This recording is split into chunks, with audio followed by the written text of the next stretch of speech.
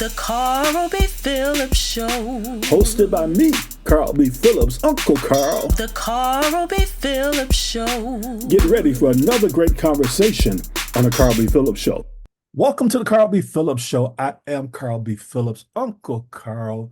This week's guest is a father, a pastor, a playwright, actor, comedian, and recording artist. Please help me welcome my nephew, Pastor Ron Todd. Oh my gosh. When you say all that, I just, I really feel like I'm of Jamaican descent. I tell you, all those jobs, listen to that. Yeah, Wow. you do a lot. I do a lot. I do. Yeah, you do a lot, but it's okay. It's okay. The Bible says whatever your hands find to do. And That's right. Your hands are finding a lot of things to do. So as It I also said the man that don't work don't eat. So, and I like to eat. Oh yeah, that's my saying, man. Don't work, don't eat. I'm gonna go eat, and my gut shows it. You've conquered what you're eating, so you don't have to deal with that. Well, we were somewhere, and I'm like, I'm gonna hide behind people because to hide my belly, you're like, I don't have to do that no more. Right. Oh yeah, I've worked hard on that too. Well, as I stated, I am going to ask a couple of random questions. First random question: what is something important a grandparent or older mentor taught you? Something important that a grandparent or an older mentor taught me. Yes, sir. That all publicity is good. And a lot of times we get weary or we get worried and stressed out about negative things and rumors and things that we hear, when you're a public figure on any spectrum, people just say and they talk, and it's just kind of a part of the, it's a part of the being someone that's notable on any level. And I think it's human nature to get worried about it. And I was taught, actually, this wasn't by a grandparent, but definitely someone who was a father figure, the late, great Bishop Stephen J. Bennett. He says, man, don't worry about, when people talking, don't you know that's free publicity? Wow. He said, you'd be surprised how folks don't even know who you are. Never heard your name called, but now they know your name. They know something about you. And what you do is you just make sure that what people are saying is not true. That's I said, wisdom. okay. Yeah, and that has stuck with me. If your name not in anybody's mouth, you're not doing nothing. But if it is, chalk it up to free publicity, and you just make sure that anything negative that they're saying is not true. Okay. Keep my name out your mouth. No, don't keep that. Keep it in your mouth. Keep talking about, because Keep talking about me. I got music out. I got plays you need to buy tickets for. Yeah. Make folks Google me. Make folks go on Spotify and look my name up. Do all that. And while they listening, let them get blessed by the music. While they searching, let them get blessed by a word or something. God bless you. God bless your cotton picking heart. I love that. Now, in reading your bio, I found that you started preaching at 8 years old. At Yes, a young age, what was behind your choice to be a preacher? So when I was born, my parents were pastors, and I will shout them out. Pastor Ron Todd Sr., who's the pastor of the historic St. James Missionary Baptist Church. And then, of course, my mother, Bishop Apostle Celestine Todd, she's the pastor of Anointed by God Ministries and the presiding prelate of CWC Fellowship of Churches. And so growing up, with pastors and preachers, being a PK, it almost seems inevitable that I would have been preaching, but I really didn't want to. But when you're a PK, you got to do everything. Right. So I was the organist at one point. I was the drummer. I was the usher. I was the praise and worship leader before. Well, it was devotion for a while. Then we didn't. I don't even know if we called it praise and worship, but I did that. And when there was time for youth, we were having some sort of youth revival. When I was coming up, we had YPWW, which was called Young People Willing Workers.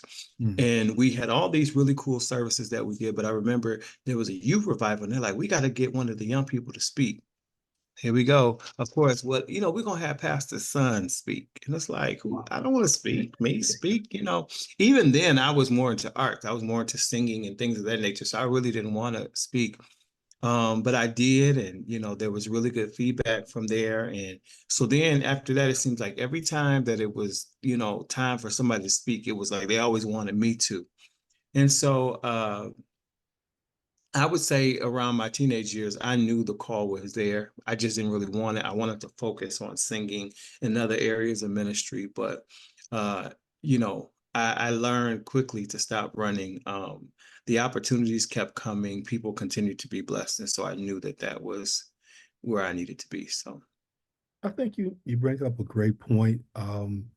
It's kind of going to be one of my questions about, did you feel pressured to go into ministry? And you kind of answered that it was sort of pressure, but it sort of wasn't, or it was mhm. pressure until you realized that this is where God has called for me to be. Yeah. I think as a kid, the pressure was filling shoes.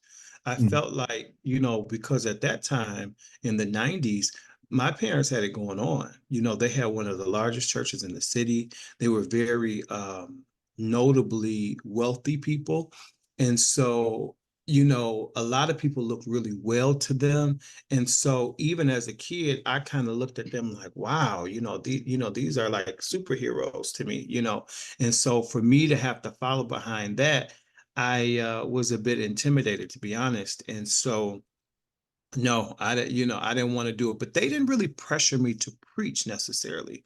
The pressure from them was more so, you're going to do whatever we need you to do in this church because we the first family and that's what we do. It's not necessarily, we weren't cute first family where it's like we sit in with our sharp outfits. Now we looked good, we were flawless nonetheless, but that wasn't just it. It wasn't about looking good and it was like, no, we're here to work.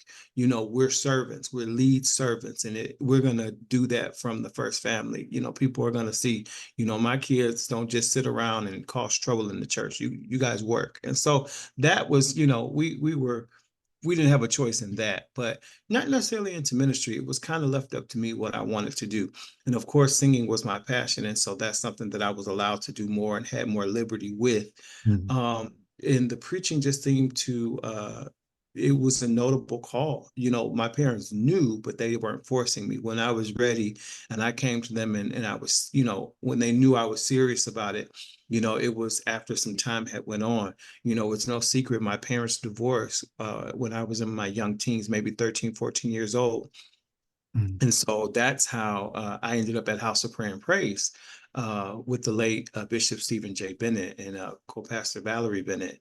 And so, and that's also how I became apostolic. I grew up in a non-denominational church up until then, and now I'm apostolic to my bones. But so I went over there and I learned a lot about ministry and just flowing in excellence. And then when I became a young adult, uh, again, my music ministry was moving, but people kept asking me to speak. And again, I knew the call was on my life. And so I ventured out and I became a member of another apostolic church where I was doing praise and worship at. And I spoke to the bishop at the time, who was Bishop Ronald Johnson, and told him about the call that was on my life. And I take that back. I've moved too fast. I was at Rhema with Bishop Eric Lloyd.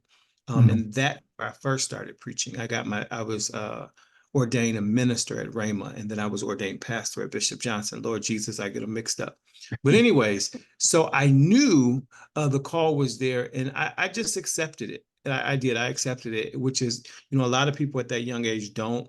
But I really feared God, and I really wanted Him to use me, and I always wanted to be used. And my goal was to be used however he pleased, not necessarily what I wanted, because I knew that my ways weren't his ways and my thoughts weren't his. So even though I thought that my ministry started and ended with music, apparently he had another plan. You kind of touched on a few things. You're a licensed minister, you're an ordained elder. Mhm. You also have a bachelor's degree in Christians ministries, and you're the pastor of Kingdom Dwelling Ministries. Talk about the challenges you see today's pastors facing in building a church, either in person or online. Church is different. Church as we know it, I'm not sure if it'll ever be the same. I can't make that call, but I tell you, things have totally shifted. And I think the pandemic definitely had a big part in that, if you will, because we were all forced to not gather and assemble ourselves in person. And so what happened was you have people now who don't feel like it's necessary to gather as long as they feel like as long as I go online, I'm getting the word. That's all the church, if you will, that I need, or that's all the ministry affiliation that I need.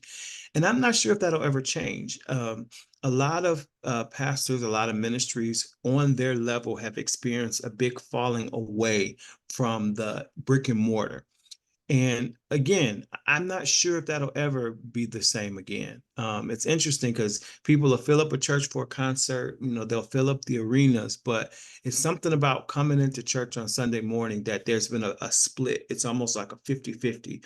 You got 50% of folks who say, listen, I've been a church baby, I'm going to go into the building. And then you got the other 50% that says, hey, I'm going to watch online.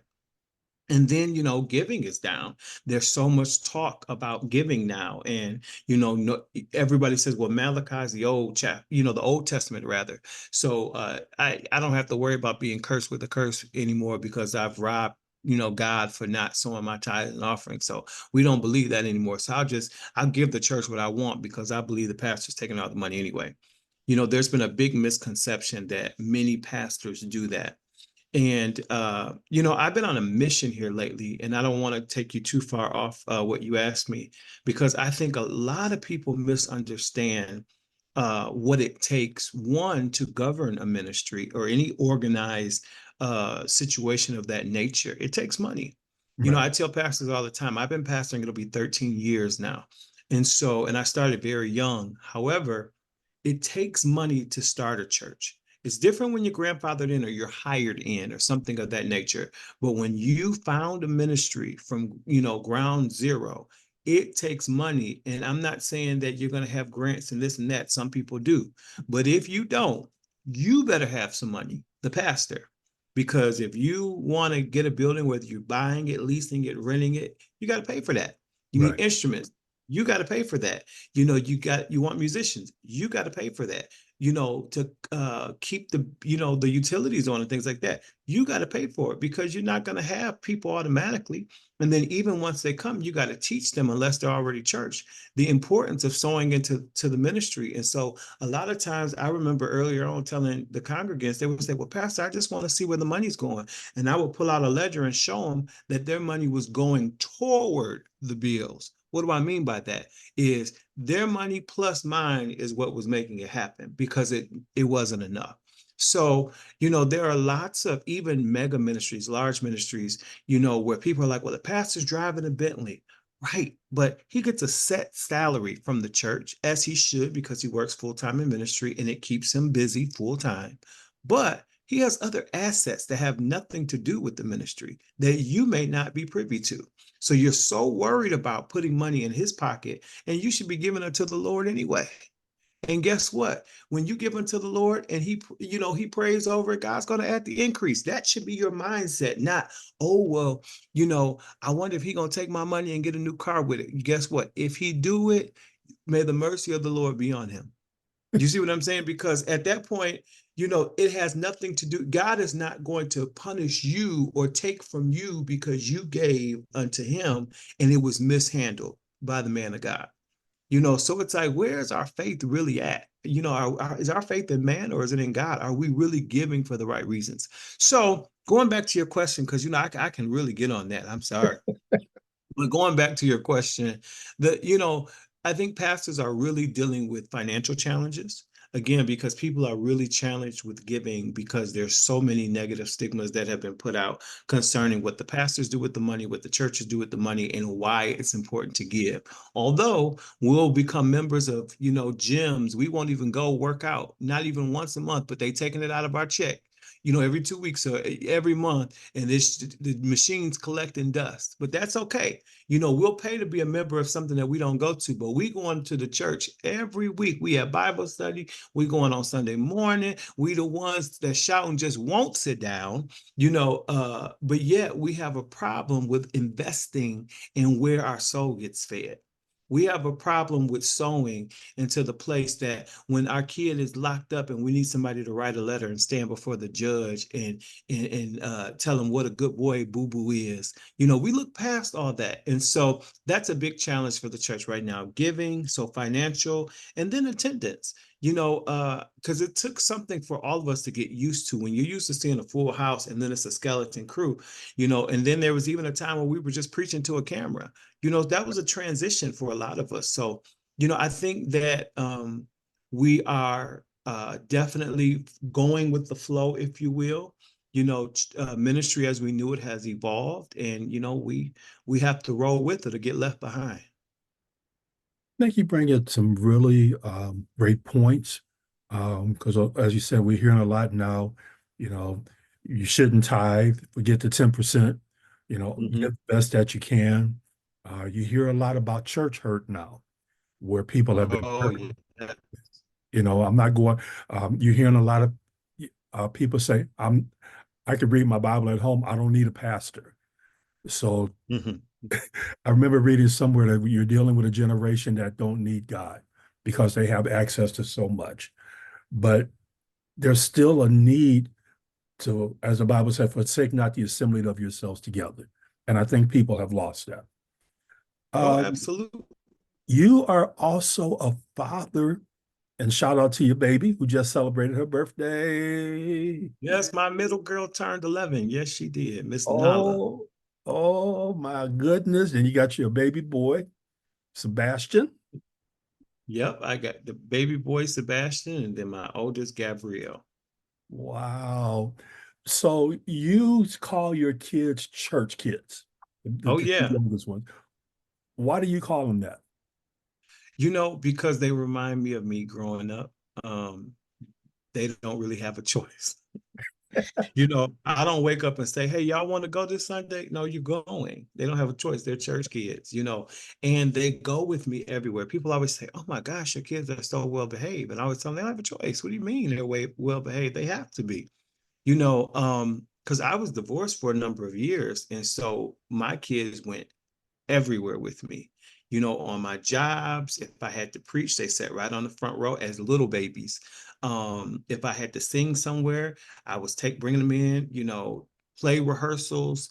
I was talking to the director, like, listen, if you want me, I bring my kids with me. Now, I know how to give them snacks. I give them a little Tootsie Roll or whatever. They'll be quiet, but I got to bring them.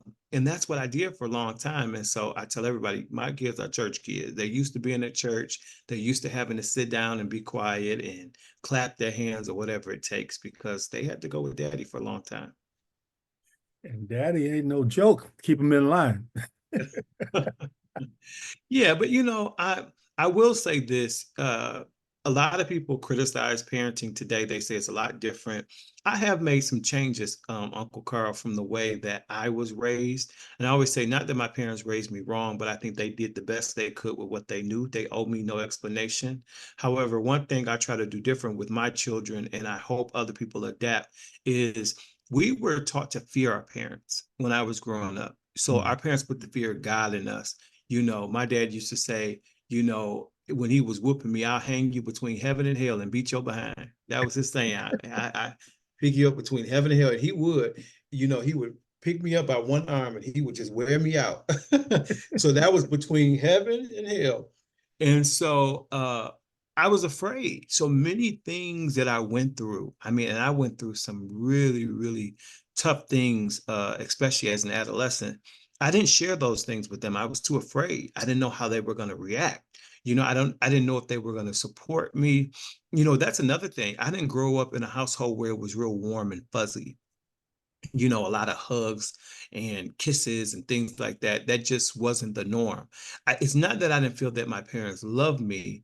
It just wasn't a thing. They just didn't hug and show that sort of affection. And again, I think that may have to do with the way they were raised. And so it is what it is. However, what that's done for me is I try to be to my children what I didn't get and that I feel like I missed. So I do lots of affection, lots of hugging, lots of talking. I don't want my kids to fear me. They must respect me, however. So they don't fear me because they need to be able to come to me. They need to be able to talk to me. I don't want them to ever feel like they've done anything that's so horrible and that my reaction is going to be so great that they can't come to me. And so I think that's the little tweak that I made as a parent. You know, when my kids come to me with things, no matter what it is, I don't want to overreact so that they feel like, you know what, that's why I didn't want to tell you. Or I can't tell daddy stuff because he's going to be mad. No, no, no. I'm going to listen. And we're going to work through it together. Now, that doesn't mean that there won't be consequences for some of the things that you did, but I'm not going to kill you. It's not, it's not the end of the world. There's nothing new under the sun. A lot of little things they do.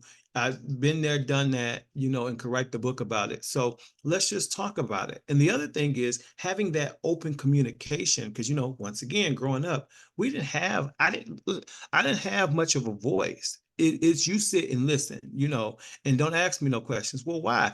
Don't you dare ask me why was like a cuss word. Everything was because I said so. Where are we going? Don't worry about it. You just sit and ride. Those were the responses that I got. And again, I don't fault my parents. I think that's just what they knew. There were things that they used to say, I can remember being said to me like, sit your stupid butt down or sit your dumb behind down. Look at you with your silly self. Little remarks that they would say. And again, I believe that that's just probably what they knew. However, now I remember how that made me feel. I almost would adopt those words that were said. Like I was almost receiving what was spoken. So now I wouldn't dare tell my kids to sit their stupid self down because they're not stupid. Or sit there silly. Look how you looking dumb. I would never say that to my children. But those are things I had to learn. So even when I'm upset, the other thing is I had to learn, the Bible talks about being angry, but sin not. And so that means we have to exercise a level of self-control, meaning that when you see that you're angry or upset, everything can't be addressed right away. And that can be taboo in the Black community. Are we going to deal with it now? Before you go to bed, we going to deal with that, or whatever. You just wait till I get home. But sometimes we're not ready to deal with it because we're so upset. We say and do things that we really don't mean in the heat of the moment. So another thing that I've learned as a parent is sometimes it's, okay, I need you to go have a seat and I'll talk to you later, or we'll talk about it in the morning. Once I've had a chance to pray about it, once I've had a chance to woosah, digress, or whatever, take sleep on it and come back with a more level head. And I think, some people think it's weak or, this newfound parenting. No, it's mature because you realize that at the end of the day, these are your children. You don't mean them any harm, but you can do them harm when you act on impulse. So my kids are my pride and joy. I love my children. And I spend a lot of time with them. And even though I'm quite busy, I try to make sure that the time I do have is quality. It's very important. I've seen you with them, and I can tell they love you back.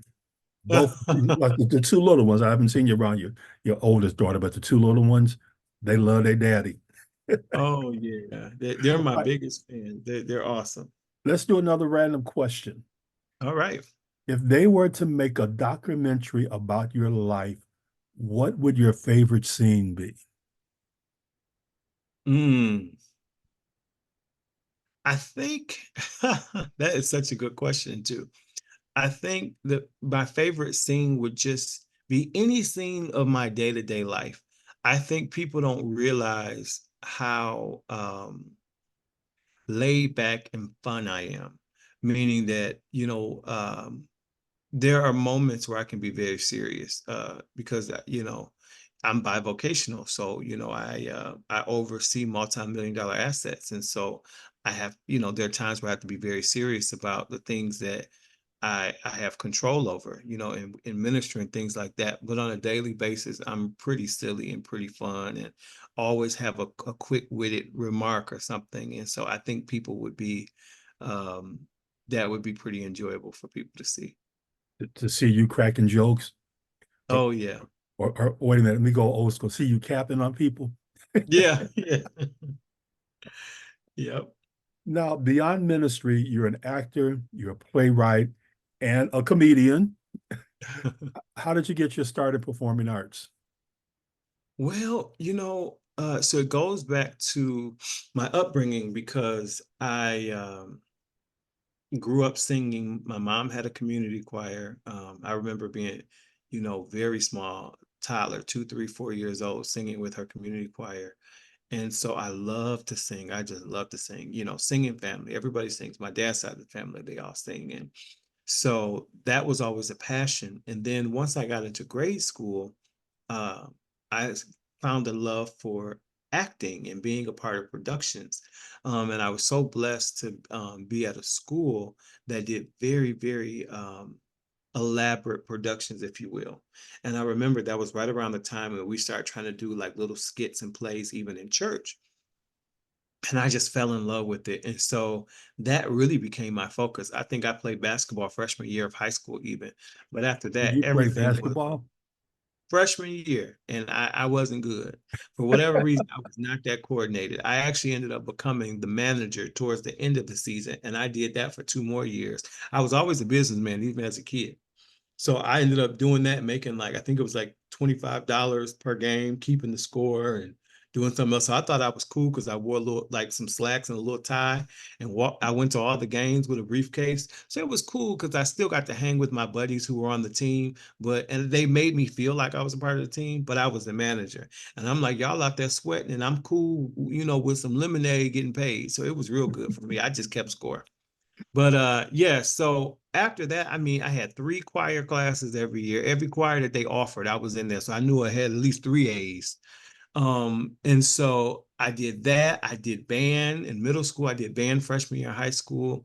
And then that we had like musical theater in my middle school. And so I did every show, 42nd Street, Newsies and Grease, everything they, were doing, I was a part of it. Same thing in high school.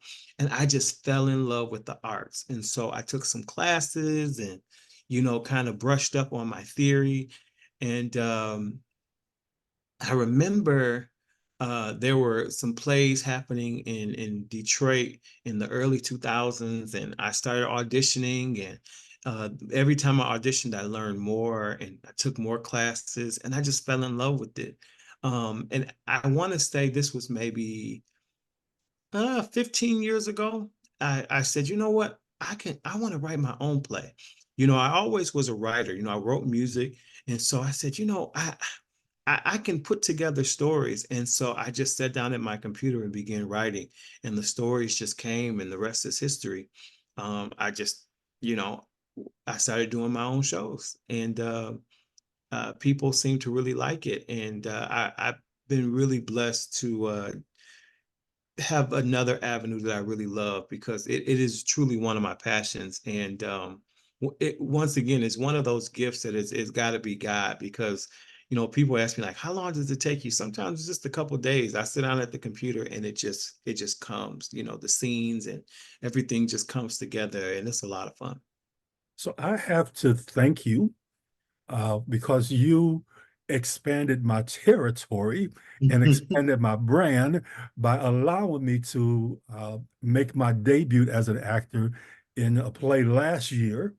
And we're back together this year. You have another Yes. play, another production that's called A New Suit for Easter. And um, I'm so honored to be a part of it, along with an awesome cast. Talk about the Yes. play and what people can expect when they come to see A New Suit for Easter. First of all, let me say this. You're such a natural, by the way. For those who have not had the pleasure of seeing Uncle Carl on stage in a production, in a play, I'm telling you, I mean, you're amazing. You're amazing. The way that you were able to really embody the character was really, really nice to see. And you're doing the same thing in A New Suit for Easter. So I appreciate you being a part. You definitely bring a lot of value to what we're doing. And so, Thank you. I wanted to just publicly say thank you. And, I do believe that this is just a launching pad for you. There'll be many more characters and shows and movies. It's coming. It's coming because you got the goods. All right. I can't wait to be on. Well, I'm an extra on a Tubi movie, but I can't wait to have a speaking role. Oh yeah, it's coming. It's coming real soon. Um, but yeah, so A New Suit for Easter, it's a show that I wrote about 10 years ago. I've made some tweaks here and there. As a matter of fact, it was re-copywritten about 5 years ago. And it's a very fun but interesting show. It's a big plot twist, and I always have a hard time kind of giving description of this show without giving it away. But it's a family who's really struggling. There's a family, Samantha and Miguel, they're husband and wife. They have a son named Jamar, and they're having some financial troubles because Miguel, quite frankly, can't keep a job, and Samantha isn't working as well because she has some health challenges. And so, of course, their son, like many church kids, like my kids, it's Easter's coming up. He assumes that he's going to get a new Easter suit, but mom has to explain to him that not only can she not afford a new Easter suit, but that's not what Easter is about. It's really Resurrection Sunday. We're celebrating the resurrection of our Lord and Savior Jesus Christ. And so you have that bit. But going back to the financial piece, Miguel's kind of made a lot of not necessarily enemies, but people aren't happy with him. I mean, landlord's not happy with him because, rent's behind. Friends and family aren't happy with him because either he's borrowing money, he's begging folks for a job, he's always, complaining and just a downer. And so a lot of people have some differences with Miguel.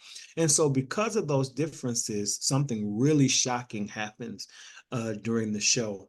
And so the second half of the show is all about trying to figure out how this shocking act actually happened. So it's a big mystery. It's so much fun. Again, some very serious points of the show, especially when we talk about what our Savior went through to pay the price for us. But other than that, it's comedy. Absolute comedy, which is what I love to write. I love to write comedy. I think when people come out to shows, they're looking for a comedic relief. They're looking for a joyous occasion. And so that's what I try to provide for people when they come out to see a Ron Todd production. Oh yeah, people gonna laugh. They because we have laughed in rehearsals. Oh my gosh. Trying to get through some of the scenes have been hilarious. Talk about some of the cast members. So, and it's interesting because I've done this show a couple times before, but it's the cast. Let me tell you, this cast here, you guys are so funny, and your comedic timing and the fact that you get it. Sometimes you have a cast that'll read the script and they're missing it, like they're not understanding where you're going with the character or how you want the character to say the lines or express themselves or inflect their voice, and you try to coach them and direct them, but they just don't quite get it. Well, this cast, they got it too good. So shout out to Alita Henderson, who's playing Viola.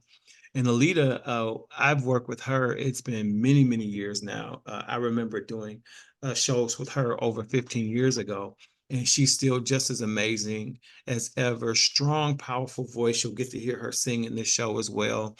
Of course, we talked about you, Uncle Carl. Then we have Staffy Blakely, who this time plays Uncle Carl's love interest. And there's a little twist to that too. So you guys definitely got to check that out. But Staffy, she's a jewel. She's been doing this for so long, and she's just so, so good. She's just good. She's really good at what she does. And of course, she'll be singing. Kimmy Komet. Kimmy and I have been working. Kimmy is like my rock when it comes to Ron Todd Productions. She always assists with directing. She assists with the business end of things. She really, really takes a lot of load off of me, but she's actually playing the lead in this show. She's playing Samantha. And she's really good too. She's an actor, she's a model. But this show, you'll also get to hear her sing as well, which I Kimmy's gonna think sing this time. oh yeah. Yeah, she's Oh gonna yeah. sing. Uh-oh. I think you'll Such enjoy a her. good heart. A Oh great. my gosh. Such a good heart and such an old soul. Kimmy's a young lady, and but she's so mature and has so much drive and just brings so much value to what we do. So we have her, and we have Brenda Oliver, who's a great actress, and she'll be singing this time. Tylea Green, who's a newbie to the industry, but she's really coming out strong, doing a good job. Sonia Agu, who plays Letha, the landlord, she is hilarious. Hilarious. Sonia is crazy. So funny, you guys. She's doing an amazing job. Let's see, who else am I? Oh, we have Hosea. who's doing a great job. Hosea Parker, right? Am Yeah, I saying his Hosea last name right? Parker. Hosea Parker, yeah. Who you actually referred to us, who's doing a really good job playing Miguel. We're super, super excited about that. Pastor Steve Lee the third, he's a part of it as well. He was just in a play over at Greater Emmanuel, and I saw him, and he did such an amazing job. And so I wanted to have him part of this production, and he's doing a great job with this character as well. So super excited about that. Shay Montez, Godfrey, who started writing his own plays now and doing well with that. And he's a phenomenal actor, and he's doing a good job. I've had him in just about all of my shows, and I really He love is what he. he is so funny. So funny. Oh my Once he gosh. gets once he gets rolling, I'm telling I have to tell Shay, like, Shay, that part's not supposed to be funny. And we're like crying, laughing. But he is absolutely hilarious. And we can't forget about Andrea Davis, who just joined us. She's playing Sonia. Same thing. I've worked with her for a long time. She used to be the stage manager in some of my productions and other ones that I've been a part of. She's very strong, and she's doing an amazing job as well. We have a really good cast. We really, really do. and a lot of us were part of the play that you did last year, so we're Mhm. used to each other now. So like coming back together, it's like family reunion for us. Yeah. And I'll be honest with you. Even when I do shows out of state, like I've done a series of shows in Newport News, Virginia, and I have a whole cast there that every time I do a show there, everybody comes back and we always do it together. And I'm really trying to continue to build that team here in Detroit. Because it's just like Tyler Perry, you're going to see Mr. Brown, you're going to see Cora, you're going to see Bam. He builds this core. He'll add some, he'll subtract some if necessary, but there's always a core that you'll see in every production. That's because good people are hard to find. And when you find those who understand the vision, and I don't do a lot of drama and mess. We put it on the stage, but after that, we're family and we have a really good time, which is a lot different than what people are used to in a lot of larger production companies. Mm. And so, because I really want that to be the case, I tend to stick with those who are able to flow in that vein. It's like if you kind of can't get with that, then Ron Todd Productions may not be for you. But if you can, I'm going to hold on to you. So everybody's got to get ready for that play on March 16th and Yes. 17th. March Yeah. 16th and 17th. Now we also have to talk Ron Todd, the recording artist, Yes, starting in sir. 2017. Talk about the beginning of your recording journey. Oh my gosh. So, I signed my first record deal at 13 years old with Hosanna Music Group, One Nation Entertainment. And I had a whole distribution deal with Warner Brothers. It was a really cool thing. I went through this whole artist development program, and then nothing happened. All these promises, nothing happened. And so I've been recording professionally since, though. And so, fast forward many years later, we'll say, I'm still doing it. And believe it or not, I have never recorded a full length album.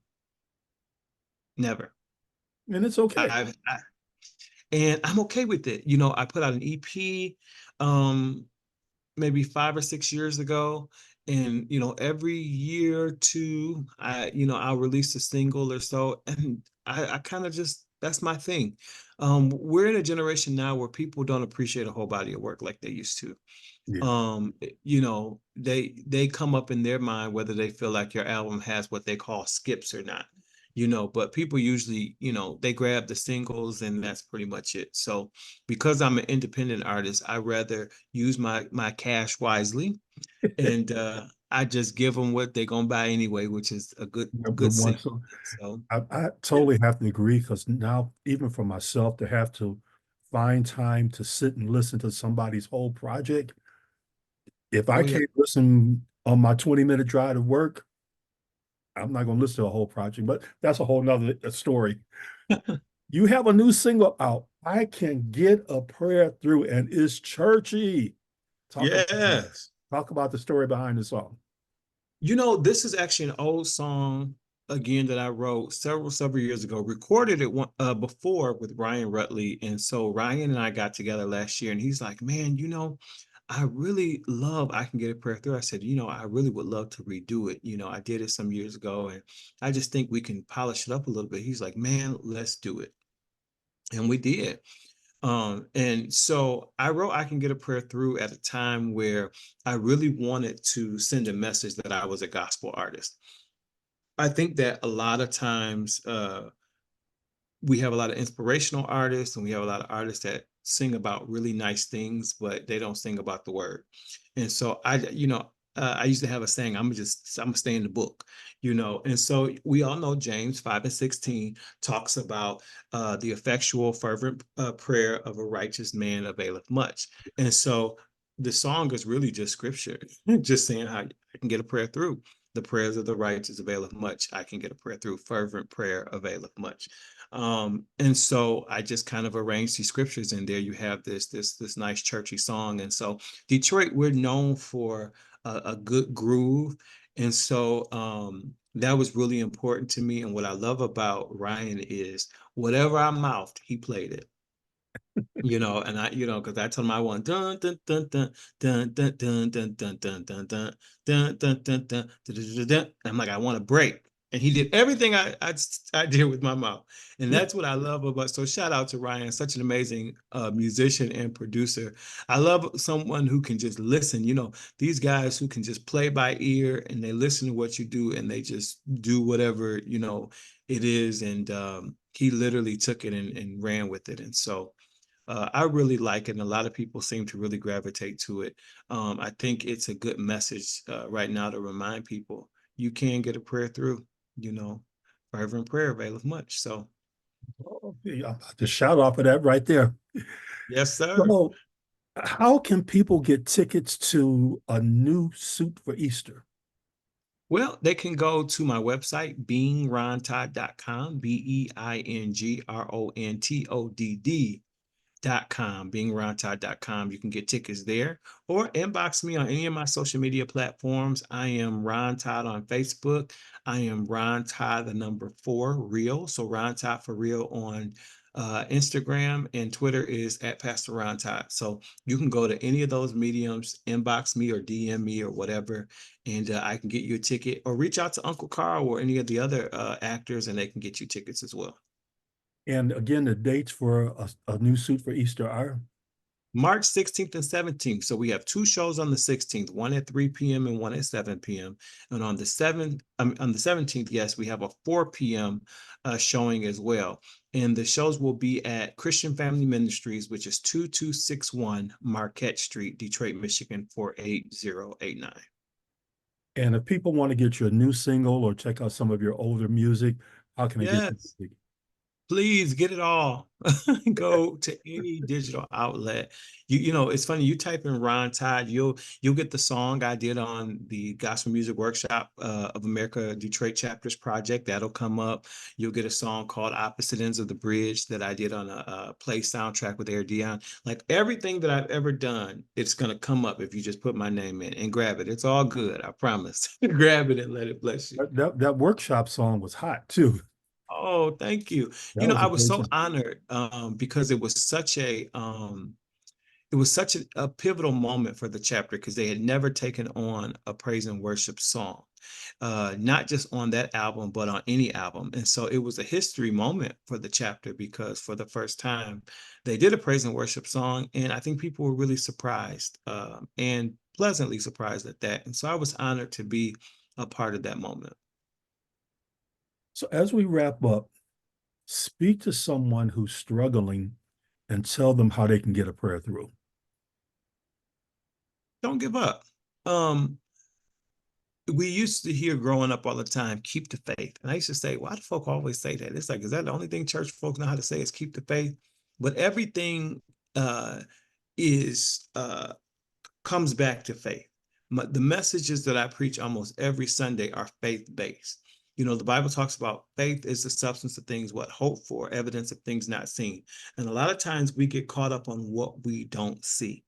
But if you can just believe it, I'm here to tell you, you will receive it. There's so many things that have already happened in the spirit realm that we're just waiting to manifest here in the natural.